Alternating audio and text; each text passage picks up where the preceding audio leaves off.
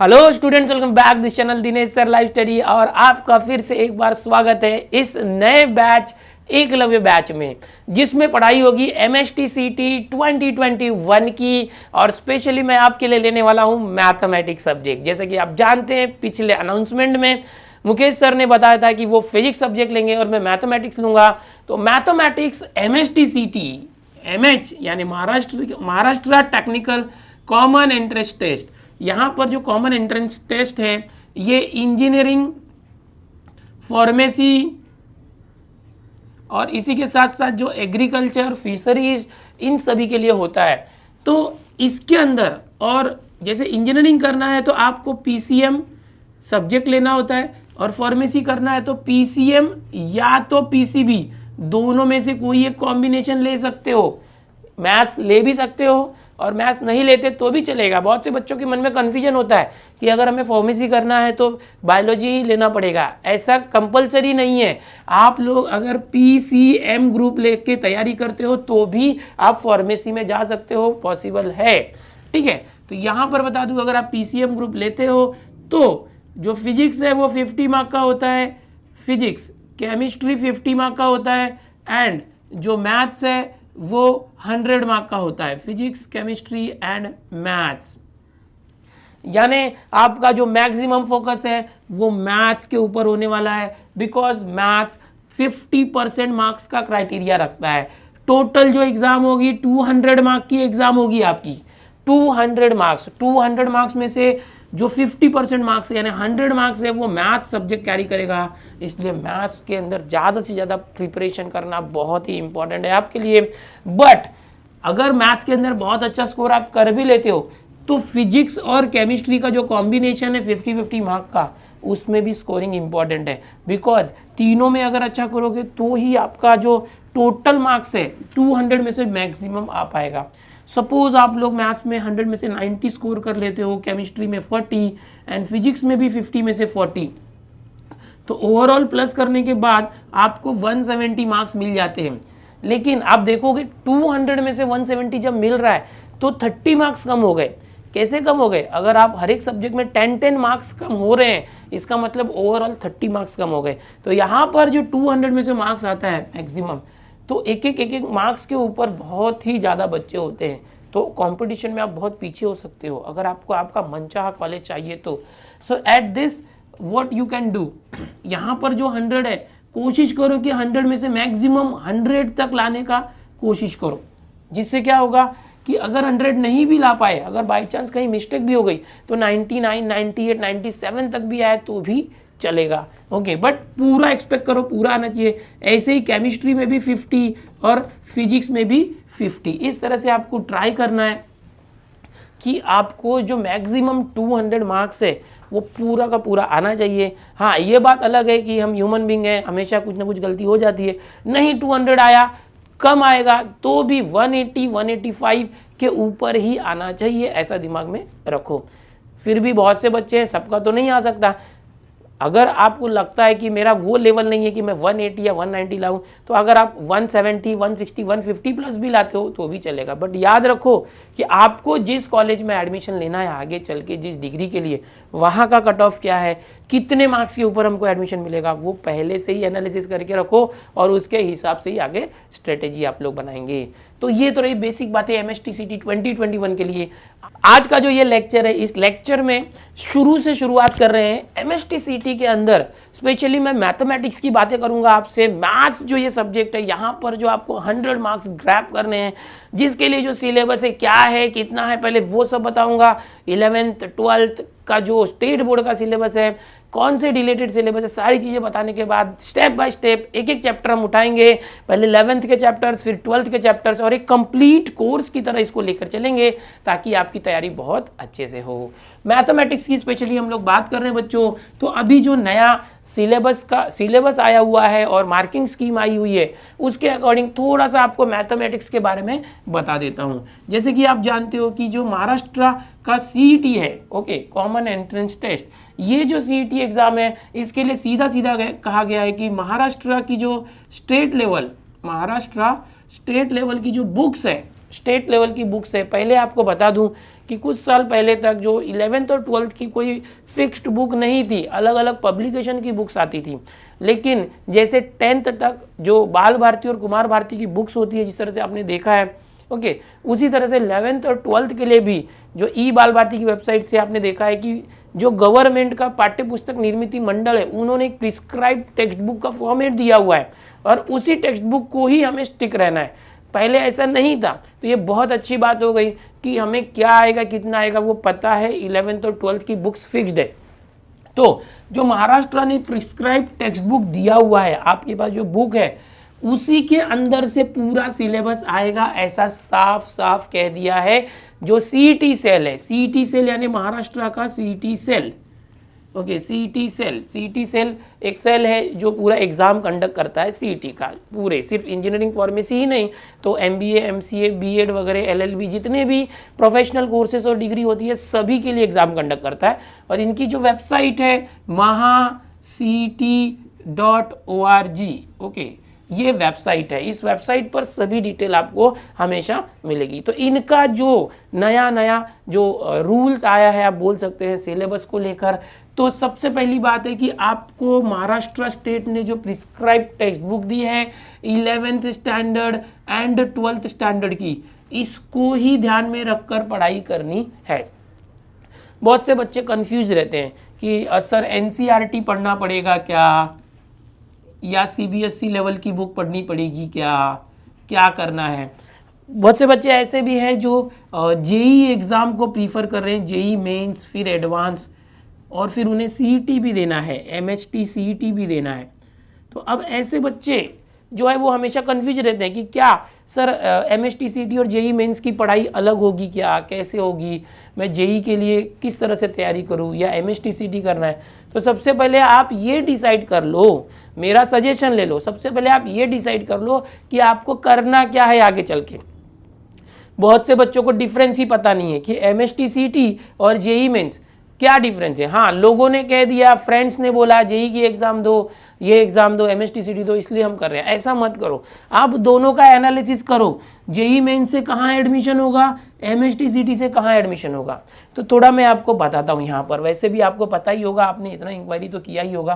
तो JEE mains बच्चों, जैसे कि हमारे इंडिया के अंदर जितने भी आईआईटी कॉलेजेस होते हैं, Indian institute of technology, okay, जैसे कि मुंबई के अंदर बॉम्बे आईआईटी है, ओके, पवई के अंदर, इस तरह से हर एक जगह पर पूरे इंडिया में लगभग 32 के आसपास आईआईटीज़ है। 32 थोड़ा कम ज़्यादा भी वो बढ़ते जा रहा है, पहले बहुत कम थे आईआईटीज़, फिर बहुत सारे नए आईआईटीज़ बनाए गए, रुड़की आईआईटी, खड़गपुर आईआईटी, इस तरह से बहुत सारे जगह पर, यहाँ पर जम्मू में भी आईआईटी बना दिया गया है।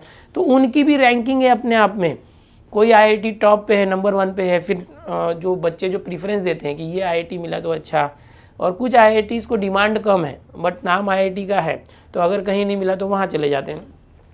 तो ये ऐसे आईआईटी कॉलेजेस में जो डिग्रीज होती है, अभी वो बीई हो, बीटेक हो, ओके, इस तरह से, या कोई और डिग्री अगर कोई लेते हैं, तो ये जो डिग्री अगर आप आईआईटी से करना चाहते हो, आईआईटी के जो कैंपस होते हैं पूरे इंडिया के अंदर, इंडियन इंस्टीट्यूट ऑफ टेक्नोलॉजी, तो आपको क्राइटेरिया दिया गया है कि जेई मेंस जो एग्ज़ाम है ये बेसिकली आपको क्लियर करना पड़ेगा। ये क्लियर करने के बाद जेईई एडवांस एग्ज़ाम क्लियर करना पड़ेगा। इनका अलग अलग क्राइटेरिया होता है, ओके, और जोसा के थ्रू इनके एडमिशन्स होते हैं आगे आईआईटी के।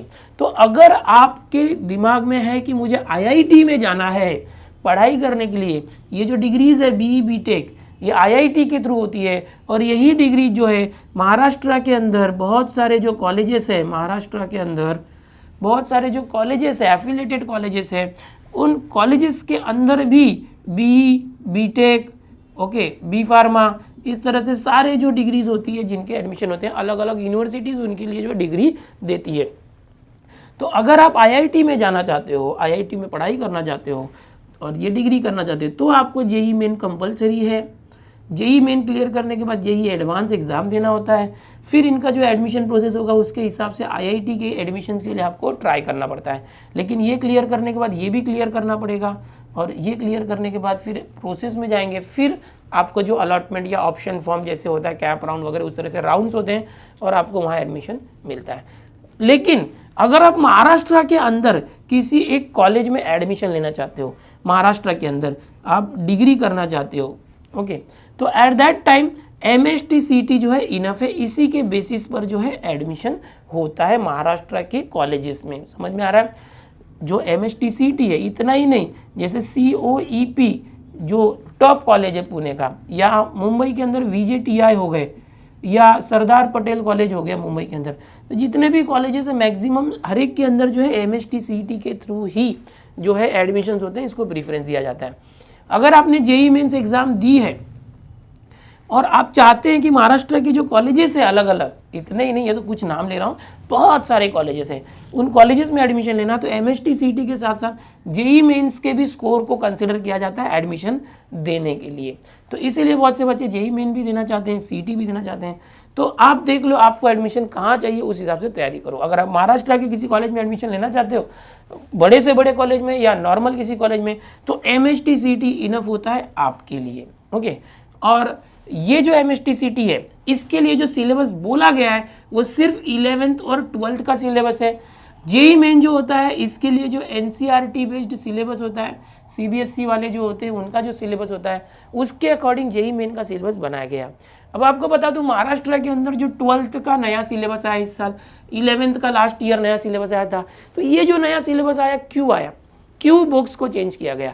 तो जितने भी बड़ी बड़ी एग्जाम्स है, JEE मेंस है, नीट एग्जाम, जो नेशनल लेवल की एग्जाम्स है, उन एग्जाम्स में हमारे महाराष्ट्र के बच्चे भी कंपटीशन में पीछे ना रह जाए, इसीलिए सिलेबस को अपग्रेड किया गया। जो यहाँ पर CBSE का सिलेबस था NCERT बेस्ड, कॉम्पिटिबल किया गया, हमारे 11th और 12th के सिलेबस को लगभग उसी सिलेबस को मैच करते हुए बनाया गया। तो आप बहुत सारे लोगों या बहुत सारे जो टीचर्स हैं उनसे सुनते होंगे कि आपको NCERT पढ़ना है, NCERT पढ़ना है, NCERT पढ़ना है, ओके, JEE और नीट के लिए। लेकिन आज सिचुएशन क्या है, इस साल जो 2020 की सिचुएशन क्या है महाराष्ट्र स्टूडेंट के लिए, कि पिछले 2019 तक NCERT पढ़ना जरूरी था, क्योंकि महाराष्ट्र का जो सिलेबस था कहीं ना कहीं थोड़ा सा कम था। और अभी जो सिलेबस हुआ है चेंज महाराष्ट्र के अंदर 12th का और पिछले साल 11th का, ये लगभग अप्रॉक्स NCERT का जो सिलेबस है उसको अप्रॉक्स सेम कर दिया गया है, थोड़े से टॉपिक्स या कंटेंट यहाँ वहाँ है। तो अगर आप 11th और 12th आपका महाराष्ट्र का जो सिलेबस है उसकी अच्छे से तैयारी करते हैं, तो आप एक तरह से NCERT लेवल ही तैयारी कर रहे हैं, ये ध्यान में रखो, अभी के टाइम की बात कर रहा हूँ, ओके। और ये महाराष्ट्र के जो टीचर्स हैं वो जो आपको बताएंगे, जैसे मैं महाराष्ट्र का टीचर हूँ, दूसरे जो महाराष्ट्र के टीचर्स हैं वो क्या बता रहे हैं वो ध्यान दो। जो दिल्ली के टीचर्स हैं, CBSE के टीचर्स हैं, उनके जरिए अगर आपने सुना है कि आपको NCERT पढ़ना है, NCERT पढ़ना है, तो वो सही है। लेकिन हम महाराष्ट्र के स्टूडेंट्स अगर हैं, महाराष्ट्र की बुक्स क्या NCERT से कम है? बिल्कुल नहीं, अपग्रेड हो चुकी है। आप अपने बुक्स को ध्यान दो, आपका बुक का जो कंटेंट है बहुत अच्छे से पढ़ो। तो यहाँ पर मैं आपको बता दूँ 11th और 12th ये जो आपके सिलेबस न्यू आया हुआ है, 11th new syllabus last year, 12th new syllabus this year, ये इनफ है। और CET के लिए अगर बात करेंगे, CET सेल ने साफ कर दिया है कि 11th और 12th के महाराष्ट्र की जो बुक्स है उतना ही आपको पढ़ना है, उसी में से क्वेश्चन आएंगे, बाहर से नहीं आएंगे। आगे बढ़ते हैं, ये तो मैंने क्लियर कर दिया आपको क्या है क्या नहीं है। अब आज का जो ये लेक्चर है इंट्रोडक्टरी लेक्चर है, यहाँ पर मैं आपको सिलेबस इंट्रोड्यूस करने वाला हूँ कि जो मैथ्स का सिलेबस है वो क्या है, कितना है, आपको कैसे पढ़ना है। और आगे चल के जो एग्ज़ाम होगी MSTCT की 2021 में, बोर्ड एग्ज़ाम जब भी होगी उसके 1 से 1.5 महीने के बाद ही होगी। अभी तक कोई डेट ना तो बोर्ड एग्ज़ाम का आया है ना तो CET एग्ज़ाम का आएगा, हो सकता है कि जल्द ही ये डेट्स डिक्लेयर हो जाए। तो यहाँ पर जो 11th का सिलेबस है वो 20% आपको एग्जाम में पूछा जाएगा एज पर ब्लूप्रिंट, और ये जो 12th का सिलेबस है वो 80% जो है पूछा जाएगा आपको। आप कोई भी सब्जेक्ट पढ़ रहे हो, आप फिजिक्स कर रहे हो, केमिस्ट्री कर रहे हो, मैथ्स कर रहे हो, बायोलॉजी कर रहे हो, हर एक सब्जेक्ट के अंदर 11th का 20% और 12th का 80% आएगा। यानी कि आपकी जो टेक्स्ट बुक है बहुत इंपॉर्टेंट है, आपको टेक्स्ट बुक का लाइन टू लाइन रीड कर लेना है और अच्छे से समझ लेना है। अगर आप ऐसा कर लेते हो तो आपको कोई नहीं रोक सकता टॉप करने से। अब ये जो 11th का 20% और 12th का 80% है, इसको इलेबरेट करके बताना चाहूँगा। 11th के अंदर जो चैप्टर्स बहुत सारे हैं, ओके, अप्रॉक्स 17-18 चैप्टर हर सब्जेक्ट में है। तो क्या सारे चैप्टर में से आएगा? नहीं, इनका जो सिलेबस डिक्लेयर हुआ है 11th के लिमिटेड चैप्टर है। जैसे मैथ्स की बात करेंगे, मैथ्स की तो मैथ्स 1 के अंदर 5 चैप्टर और मैथ्स 2 के अंदर 5 चैप्टर, टोटल 10 चैप्टर में से ही जो है आपको क्वेश्चन आएंगे। अब सिर्फ मैथ्स की अगर बात करते हैं, ध्यान से देखो 11th + 12, तो मैथ्स में जो 11th के 10 क्वेश्चन आएंगे और 12th के 40 क्वेश्चन आएंगे। मैथ्स के अंदर नंबर ऑफ क्वेश्चंस है, ये नंबर ऑफ क्वेश्चंस 11th के 10 क्वेश्चंस एंड 12th के 40 क्वेश्चन, टोटल 50 क्वेश्चंस ही आपको मैथ्स के करने हैं। MSTCT के अंदर 50 क्वेश्चन ही करने हैं सिर्फ, और ये जितने भी क्वेश्चन है 50 क्वेश्चन, एक क्वेश्चन 2 मार्क्स कैरी करेगा, टोटल 100 मार्क्स हो जाएगा। सिर्फ मैथ्स ऐसा है जिसमें हर एक क्वेश्चन 2 मार्क का होगा। फिजिक्स केमिस्ट्री जो है उसमें 1-1 मार्क के ही क्वेश्चन होंगे, बायोलॉजी में भी 1 मार्क का क्वेश्चन होगा। मैथ्स के अंदर सिर्फ 50 क्वेश्चन होंगे और हर एक क्वेश्चन 2 मार्क का होगा, 2 मार्क्स, और टोटल आपके मार्क्स हो जाएंगे 100 मार्क्स। 50 question 100 marks. ओके, अब यहाँ पर ये जो 11th का सिलेबस है उसमें से 10 क्वेश्चन फिक्स आने वाले हैं। 10 क्वेश्चन 11th के सिलेबस के ऊपर बेस्ड होंगे। अभी 11th का जो सिलेबस है उसमें भी 10 चैप्टर्स है, मैथ्स 1 के 5, मैथ्स 2 के 5, यानी कि 10 चैप्टर्स 11 से हैं, तो हर एक चैप्टर में से एक क्वेश्चन जो है आने के पूरे चांसेस है। एक चैप्टर एक क्वेश्चन, इस तरह से मैथ्स के अंदर 10 क्वेश्चन आपको आएंगे 11th के। और जो 12th है, 12th में से 40 क्वेश्चन आएंगे। यहाँ पर 12th में आपको 15 चैप्टर्स है मैथ्स के, 15 चैप्टर्स हैं। अभी 15 चैप्टर में से ये 40 क्वेश्चंस आने वाले हैं, ठीक है। लेकिन ये जो 15 चैप्टर्स हैं 40 क्वेश्चन आएंगे, यानी अप्रोक्स हर एक में से 2 या 3 क्वेश्चन हर चैप्टर में से आएगा। 2 या 3 क्वेश्चन, जैसा चैप्टर को वेटेज हो। अगर ज़्यादा वेटेज वाला चैप्टर है तो 3 क्वेश्चन पूछा जाएगा, कम वेटेज वाला चैप्टर है तो 2 क्वेश्चन भी आ सकता है। हो सकता है कोई बहुत ही लेंथी चैप्टर उसमें से 4 क्वेश्चन भी आ जाए, तो इस तरह से पूछा जाएगा। ये जो है 40 क्वेश्चन आपको 12th में से आएंगे। अब सबसे बड़ी बात यहाँ पर है कि आपको पता है कोविड की वजह से स्कूल कॉलेजेस बंद थे, तो 25% सिलेबस को रिड्यूस किया गया इस साल बोर्ड एग्जाम देने वाले बच्चों के लिए। तो ये जो 25% सिलेबस कम कर दिया गया उसका क्या होगा? बोर्ड एग्जाम में तो उसमें से क्वेश्चन नहीं आएंगे, क्या CET एग्जाम में उसमें से क्वेश्चन आएंगे?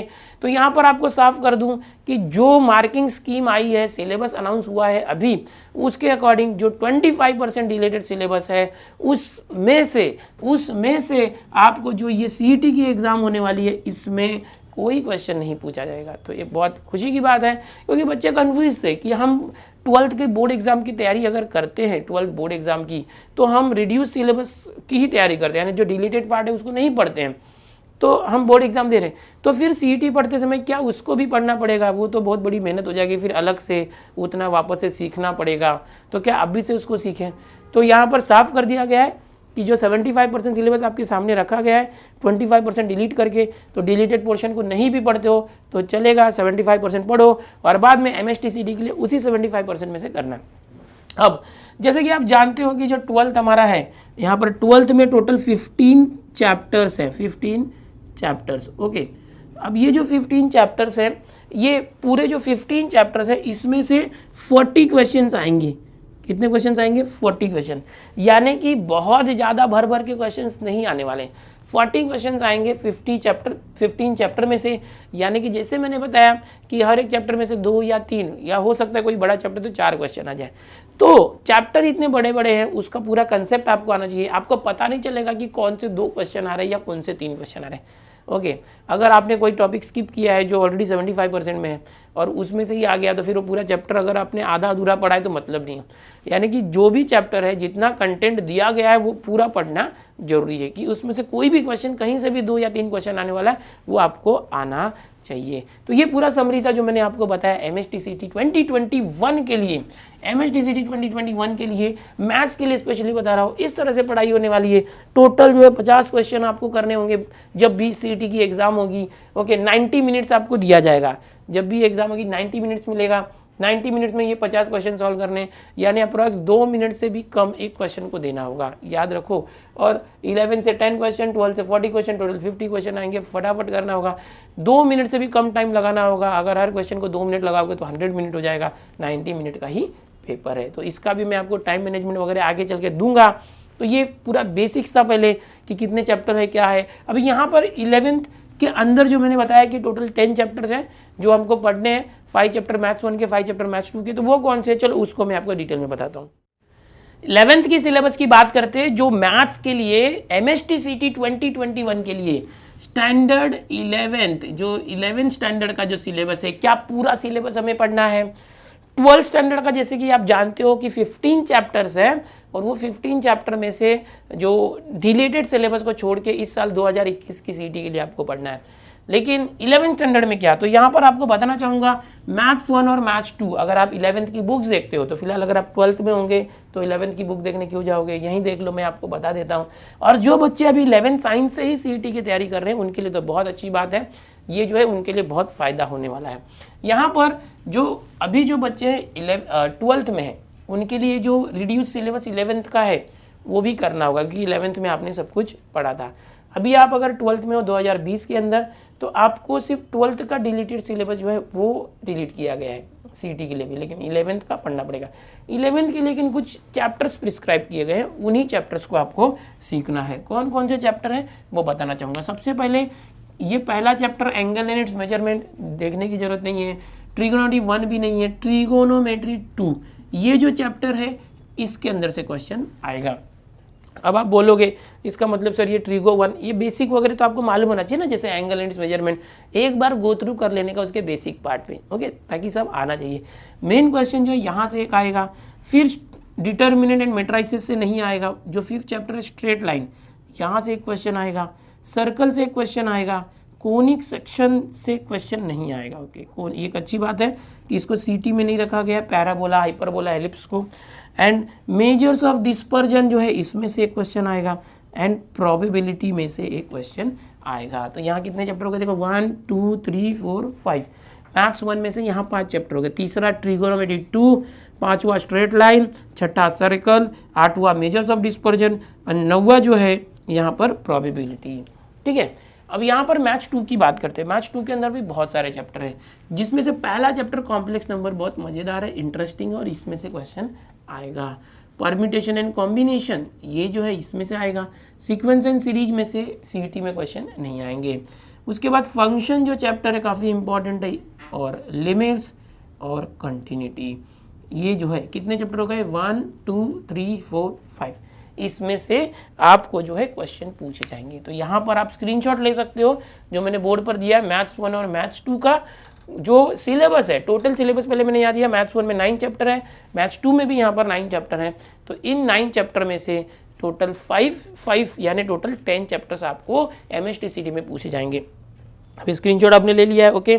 अब इसको याद रखो कौन सा पढ़ना है, और मैं सीरीज में एक एक चैप्टर पहले 11th का लेने वाला हूँ, उसके बाद 12th के जो चैप्टर्स हाथ में लिए जाएंगे, ओके। अब यहाँ पर जैसे कि आपने देखा कि सीईटी की एग्जाम में सिर्फ 10 क्वेश्चन आएंगे, और यहाँ पर 11th में से 10 क्वेश्चन आएंगे मैथ्स के अंदर। चैप्टर कितने हो गए, 1 2 3 4 5 6 7 8 9 10, और यहाँ 10 चैप्टर है। तो 10 चैप्टर में से 10 क्वेश्चन आएंगे, मतलब हर एक चैप्टर में से एक एक क्वेश्चन आएंगे। अब ये जो चैप्टर से अपने आप में बहुत बड़ा है, तो अगर आप एक एक मार्क्स ग्रैब करना चाहते हो तो आपको हर एक चैप्टर जो है अच्छे से करना पड़ेगा। ठीक है, अब मैं क्या करने वाला हूँ आपके लिए, स्क्रीनशॉट ले लो एक बार फिर से, ओके। मैं क्या करने वाला हूँ आपके लिए कि जो पहले 11th के चैप्टर स्टार्ट करूँगा, और धीरे धीरे साथ साथ में अगर रिलेटेड चैप्टर है तो 12th के भी साथ में ले लूँगा। सबसे पहले हम लोग पूरा सिनॉप्सिस करेंगे जो चैप्टर है, जैसे कि अभी ट्रिगोनोमेट्री 2 है, या स्ट्रेट लाइन है, या तो यहाँ पर कॉम्प्लेक्स नंबर है। ये जब भी चैप्टर स्टार्ट करूँगा तो उसका सबसे पहले मैं आपको सिनॉप्सिस सिखाऊंगा। सिनॉप्सिस में मतलब क्या होता है कि पूरे चैप्टर की समरी, कि जैसे कि यही ले लो ट्रिगोनोमेट्री 2, तो इस चैप्टर के अंदर समझो ये 3.1 3.2 में जो भी फॉर्मूले यूज़ हो रहे हैं ट्रिगो के, कौन कौन से फॉर्मूले इस चैप्टर के अंदर रखे गए हैं। ओके, वैसे तो ट्रिगोनोमेट्री अपने आप में एक बड़ा सब्जेक्ट ही है, पूरा बुक ही होता है ट्रिगो का, लेकिन स्पेसिफिकली यहाँ पर जो 3rd चैप्टर है इसके अंदर कौन कौन से जो है फॉर्मूलेज यूज़ हो रहे हैं, कौन कौन से ट्रिक यूज़ हो रहे हैं, कौन से मेथड यूज़ हो रहे हैं, वो मैं एक समरी के रूप में आपको पहले स्टार्टिंग में बताऊंगा। फिर उसके बेसिस पर जो फॉर्मूलेज की लिस्ट आपको देके याद करवाने की कोशिश आपको करना है पूरे समरी टाइप में। फिर इसके जो है MCQ जो क्वेश्चंस होते हैं वो हम तैयार करेंगे, और पिछले साल के जो पेपर्स हैं वहाँ पर जो क्वेश्चंस आए हुए हैं वो भी हम देखेंगे। इस तरह से हर एक चैप्टर को एक एक करके भले टाइम लग जाए, 2-2 3-3 4-4 दिन लग जाए, चलेगा। लिमिटेड चैप्टर है, देखो यहाँ पर 10 चैप्टर है, वहाँ 15 चैप्टर है, 25 चैप्टर है, टोटल 25 चैप्टर है। एक चैप्टर को हम लोग अगर समझो कि 3 दिन भी देते हैं तो 75 डेज हो जाते हैं, यानी लगभग 2.5 महीने हो जाते हैं। और अभी दिसंबर है, जनवरी, फरवरी, मार्च, अप्रैल, ये 4 महीने सामने, अप्रैल मई में एग्ज़ाम होने वाली है, उसके बाद भी 1-1.5 महीने मिलेगा। तो अगर जनवरी, फरवरी, मार्च भी लें तो 90 दिन होता है। फिर अप्रैल के बाद जो है वो भी 1 महीना मिलेगा। 120 दिन हमें आराम से मिलता है तैयारी करने के लिए, जिसमें से हमें 25 चैप्टर जो है मैथ्स की तैयारी करनी है। हाँ, मैं मानता हूँ आपको साथ साथ में फिजिक्स, केमिस्ट्री या तो बायो की भी तैयारी करनी होगी, या मैथ्स नहीं ले रहे तो बायो की तैयारी करनी होगी। तो जो मैथ्स नहीं ले रहे हैं, बायो कर रहे हैं, उसका तो कोई मतलब फिजिक्स केमिस्ट्री उनको करना है, मैथ्स से कुछ मतलब ही नहीं है उनको। तो इस तरह से तैयारी होने वाली है और हम सीरीज में चलेंगे, एक एक करके चलेंगे। जैसे कि आप जानते हो 11th और 12th साइंस का मैंने पूरा सिलेबस अप्रॉक्स खत्म करके ही रखा है।